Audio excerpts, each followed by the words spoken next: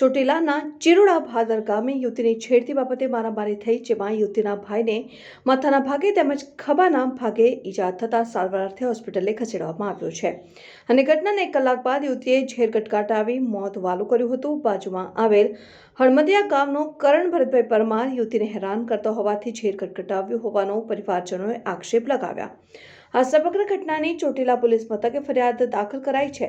ચોટીલા તાલુકાના ચિરોડા ભાદર ગામ પાસે આવેલ એક દલિત સમાજના ધાર્મિક સ્થળ ઉપર ધાર્મિક કાર્યક્રમ હતો। રાત્રિ દરમિયાન ભજન અને પૂજનનો કાર્યક્રમ હતો। તે દરમિયાન ચિરોડા ભાદરના દલિત સમાજના લોકો અને બાજુમાં આવેલા હળમદિયા ગામના દલિત સમાજના લોકો ભેગા થયા હતા અને કાર્યક્રમ શરૂ થયો હતો।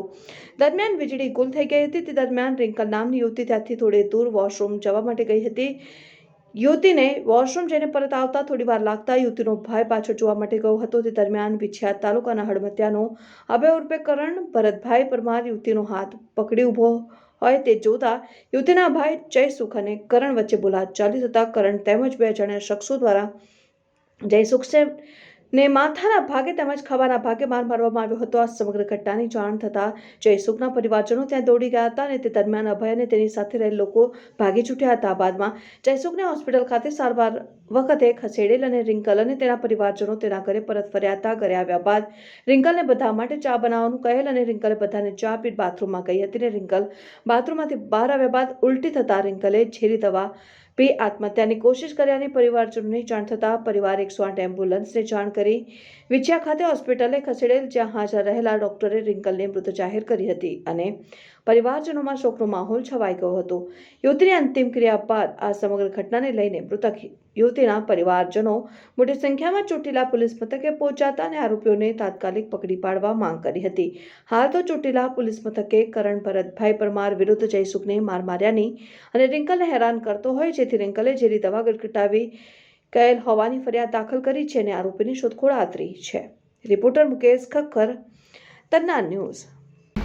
ચિરોડામાં રાત્રિના સમયે ઉત્સવ હતો અને ઉત્સવમાં લાઇટ જતી રહી અને એ સમય દરમિયાન છોકરી બાથરૂમ ગઈ હતી ત્યારે છોકરાને એના ભાઈને જાણ થતાં એ એની પાછળ ગયો એટલે એને ખબર પડી કે અહીંયા બેન ગઈ છે। થોડી વાર લાગતા જ તરત જ પાછળ જતાં છોકરા ઉપર અટેક કરવામાં આવ્યો। અટેક કરી અને એ છોકરાને મારી અને એ લોકો અહીંયાથી જતા રહ્યા તરત જ જઈ અને પછી આ બધાને ખબર પડી એટલે બધા પાછળ ગયા। પાછળથી પછી છોકરાને હોસ્પિટલ ખસેડવામાં આવ્યો। છોકરી અહીંયા હતી, અહીંયાથી એને રવાના કરી, છોકરીને ઘરે મૂકી ગયા એટલે છોકરીએ આત્મહત્યાનો પ્રયાસ કર્યો। ઝેરી દવા પી લીધી। ઝેરી દવા પી લીધા પછી ઘરમાં બધાને શંકાસ્પદે ખબર પડી એટલે એને હોસ્પિટલ ખસેડવામાં આવી। તો રસ્તામાં છોકરીનું મૃત્યુ થયું। રસ્તામાં છોકરીએ એમ કીધું કે હું એ છોકરાના કારણેથી દવા પીઉં છું, હળમતિયાવાળા છોકરાના કારણે, કે મારી ઘરની અંદર બદનામી થશે, આવું બધું થશે, એના માટે એ દવા પી ગઈ। કાંઈ એવું ઘટના ઘટી એવું બેને કાંઈ? હા, બેને એવું કીધેલું કે મારું બાવડું ખેંચીને જતો હતો દોડીને, મારો અપહરણનો પ્રયાસ હતો એટલા માટે બેને દવા પીને આત્મહત્યા કરી લીધી। કાંઈ બીજું કદાચ ઇનકેસ બની શકે, હોઈ શકે। એફઆઈઆર અમે ચોટીલા અહીંયા વિછિયામાં એફઆઈઆર કરાવડાવી છે। હવે એફઆઈઆરમાં જે કાંઈ ઓલું આપણે જે પીએમ રિપોર્ટમાં જે કાંઈ આવે ત્યાર પછી અહીંના ચોટીલા પોલીસ તકે એવું કીધેલું કે પીએમ રિપોર્ટ આવશે ત્યાર પછી બધી જાણ કરવામાં આવશે।